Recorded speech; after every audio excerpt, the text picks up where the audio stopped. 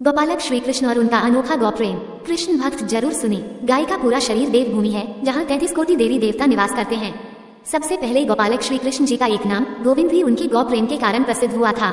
शायद इसीलिए गाय की सेवा सभी देवताओं की सेवा के बराबर है। संसार में पृथ्वी और गौ से अधिक क्षमावान और कोई नहीं है। ब्राह्मणों में मंत्रों का निवास है और गाय में हविष्य स्थित है। गाय को सर्वतीर्थमय कहा गया है। गाय को इस लोक में मुक्ति दिलाकर परलोक में शांति दिलाने का माध्यम माना गया है। श्री कृष्ण की बाल लीला का मुख्य पात्र गौएं ही थी। श्री कृष्ण का गाय चराने जाना, उनकी मधुर वंशी ध्वनि पर गायों का उनकी ओर भागते चले आना, श्री कृष्ण का छोटी उम्र में हट करके गाय का दूध दूहना सीखना एवं प्रसन्न होना, गाय का माखन चुराना आदि।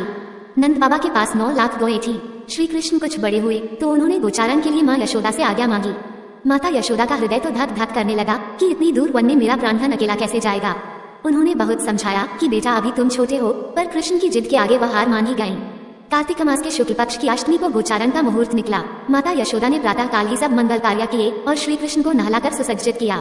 सिर पर मोरा मुकुट, गले में माला तथा पीताम्बर धारण करवाया, हाथ में वेद तथा नरसिम्हा दिया। फिर पैरों में जूतियां पहनाने लगी तो कृष्ण ने जूते पहनने से मना कर दिया और माँ से कहा, यदि तू मेरी सारी गौओं को जूती पहना दे तो मैं इनको पहन लूंगा। जब गया धरती पर नंगे पांव चलेगी तो मैं भी नंगे पांव जाऊंगा।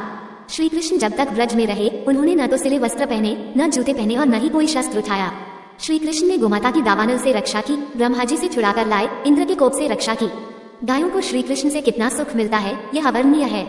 जैसे ही गायें कृष्ण को देखती वे उनके शरीर को चाटने लगती हैं। हर गाय का अपना एक नाम है। कृष्ण हर गाय को उसके नाम से पुकारते हैं तो वह गाय उनके पास दौड़ी चली आती है और उसके थनों से दूध चूने लगता है। समस्त गायें उनसे आत्मतुल्य प्रेम करती थीं। गौ के बिना जीवन नहीं, गौ के बिना कृष्ण नहीं, कृष्ण भक्ति भी नहीं। जो व्यक्ति अपने को कृष्ण भक्त मानता है और शारीरिक व मानसिक रूप से वृंदावन में वास करता है, उन्हें तो विशेष रूप से कृष्ण की प्रसन्नता के लिए गोपालन, गोरक्षा व गोसंवर्धन पर ध्यान देना चाहिए। गाय के किसान में है कौन से देवता का वास। कहते हैं कि जो मनुष्य प्रातः स्नान करके गौ स्पर्श करता है वह पापों से मुक्त हो जाता है। संसार के सबसे प्राचीन ग्रंथ वेद हैं और वेदों में भी गाय की महत्ता और उसके अंग प्रत्यंग में दिव्य शक्तियां होने का वर्णन मिलता है। गाय में 33 कोटि देवी देवता निवास करते हैं। कोटि शब्द को ही बोलचाल की भाषा में करोड़ में बदल दिया गया। इसीलिए मान्यता प्रचलित हो गई कि कुल 33 करोड़ देवी देवता हैं। 33 कोटि देवी देवताओं में 8 वसु, 11 रुद्र, 12 आदित्य, इंद्र और प्रजापति शामिल हैं। कुछ शास्त्रों में इंद्र और प्रजापति के स्थान पर 2 अश्विनी कुमारों को 33 कोटि देवताओं में शामिल किया गया है। गाय के गोबर में लक्ष्मी, गोमूत्र में भवानी, चरणों के अग्रभाग में आकाशाचारी देवता, ब्रह्माने की आवाज में प्रजापति और थनों में समुद्र प्रतिष्ठित है। मान्यता है कि गौ के पैरों में लगी हुई मिट्टी का तिलक करने से तीर्थ स्नान का पुण्य मिलता है। यानी सनातन धर्म में गौ को दूध देने वाला एक निरा पशु न मानकर सदा से ही उसे देवताओं की प्रतिनिधि माना गया है। गाय के अंगों में देवी देवताओं का निवास। पद्म पुराण के अनुसार गाय के मुख में 4 वेदों का निवास है। उसके सींगों में भगवान शंकर और विष्णु सदा विराजमान रहते हैं। गाय के उदर में कार्तिकेय, मस्तक में ब्रह्मा, ललाट में रुद्र, सींगों के अग्रभाग में इंद्र, दोनों कानों में अश्विनी कुमार, नेत्रों में सूर्य और चंद्र, दांतों में गरुड़, जयवा में सरस्वती, अपान कुदाप में सारे तीर्थ, मूत्र स्थान में गंगा जी, रोमकूपों में ऋषिगण, पृष्ठभाग में यमराज, दक्षिण पार्श्व में वरुण एवं कुबेर, वाम पार्श्व में महाबली यक्ष, मुख के भीतर गंधर्व, नासिका के अग्रभाग में सर्प, खुरों के पिछले भाग में अप्सराएं स्थित हैं। भविष्य पुराण, स्कंद पुराण, ब्रह्मांड पुराण, महाभारत में भी गौ के अंग प्रत्यंग में देवी देवताओं की स्थिति का विस्तृत वर्णन प्राप्त होता है। गायों का समूह जहाँ बैठकर आराम से सांस लेता है उस स्थान की न केवल शोभा बढ़ती है बल्कि वहाँ का सारा पाप नष्ट हो जाता है। तीर्थों में स्नान दान करने से, ब्राह्मणों को भोजन कराने से, व्रत उपवास और जप तप और हवन यज्ञ करने से जो पुण्य मिलता है वही पुण्य गौ को चारा या हरी घास खिलाने से प्राप्त हो जाता है। गौ सेवा से दुख दुर्भाग्य दूर होता है और घर में सुख समृद्धि आती है। जो मनुष्य गौ की श्रद्धापूर्वक पूजा सेवा करते हैं देवता उस पर सदैव प्रसन्न रहते हैं। जिस घर में भोजन करने से पूर्व गौ ग्रास निकाला जाता है उस परिवार में अन्न धन की कभी कमी नहीं होती है। भारत देश हमेशा से कृषि प्रधान देश रहा है और इसी कारण वो सभी साधन जिसमें गाय भी प्रमुख है कृषि कार्य में सहायक रहे, पूजनीय माने गए। वैदिक समय से गाय को अर्थव्यवस्था की रीढ़ माना गया था। गाय के आर्थिक, चिकित्सकीय और वैज्ञानिक लाभ देखते हुए ये बहुत जरूरी था कि इस निरीह पशु का संरक्षण और संवर्धन किया जाए। साधारण मानव के मनोमस्तिष्क में इस बात को सरलता से समझाने के लिए गाय के महत्व को धर्म के साथ संबंधित कर दिया गया।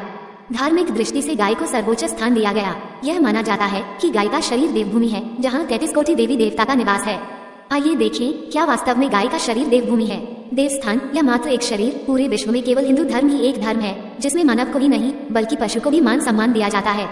इसी कारण गाय को एक साधारण पशु न मानते हुए माता का स्थान दिया जाता है। यहाँ 33 कोटि से तात्पर्य 33 प्रकार के देवी देवता से है जो हिंदू धर्म के आधार स्तंभ माने जाते हैं। भविष्य पुराण के अनुसार गाय के पृष्ठभाग में ब्रह्मा जी का, गर्दन में विष्णु जी का और मुख वाले भाग में महादेव का वास है। शेष सभी देव देवता का निवास स्थान गाय के शरीर का मध्य भाग है। गाय के हर रो में महर्षि का निवास है तो पूंछ में अनंत नाग का घर है। ब्रह्मांड के पर्वत गाय के खुरों में हैं, तो गोमूत्र में गंगा और शेष नदियां, गोबर में लक्ष्मी जी का वास है। सूरज और चांद दोनों नेत्र हैं। इस प्रकार गाय का शरीर सकल जगत का प्रतिरूप है। वैज्ञानिक सच क्या है? 1. कहते हैं कि देसी गाय की गर्दन का उभरा हुआ भाग शिवलिंग है, जबकि वास्तविकता यह है कि इसमें सूर्य केतु नाम की नाड़ी होती है जो सूर्य की ऊष्मा को अपनी ओर आकर्षित करती है। इससे गाय की दूध में शक्ति आती है। 2. श्याम वर्ण की गाय का दूध वात संबंधी रोगों के निवारण में सहायक होता है। पीले रंग की गाय का दूध पित्त और वात रोग को दूर करने वाला माना गया है। 3. गाय के गोबर से खाद और विटामिन B12 की प्रचुर मात्रा मिलती है। इसी गोबर के कंडे जलाने से कीटाणु और मच्छर आदि का नाश होता है। 4. गोमूत्र से लीवर और मधुमेह संबंधी बीमारियां बहुत आसानी से दूर होती हैं। 5. गाय के रंभाने से वातावरण शुद्ध होता है, इसलिए इसे पर्यावरण की संरक्षिका भी कहा गया है। वैज्ञानिक इस बात पर भी सहमत हैं कि गाय ही एक ऐसा प्राणी है जो न केवल ऑक्सीजन ग्रहण करती है बल्कि छोड़ती भी है। 6. गाय के दूध, दही, घी, मूत्र और गोबर से तैयार पंचगव्य अनेक रोगों के इलाज में लाभदायक होता है। इसके उपयोग से शरीर की रोग निरोधक क्षमता में विकास किया जा सकता है। इसके प्रयोग से कैंसर के इलाज के पेटेंट तो भारत ने यूएस से प्राप्त भी कर लिए हैं। दोस्तों, आपको ये जानकारी कैसी लगी कृपया कमेंट करके जरूर बताएं। वीडियो पसंद आया हो तो लाइक करें और ऐसे ही और भी बहुत सारी कहानियों को सुनने के लिए चैनल को सब्सक्राइब जरूर करें। धन्यवाद। सब्सक्राइब टू ज्ञान विद गर्विता, कहानियों का ज्ञान सागर।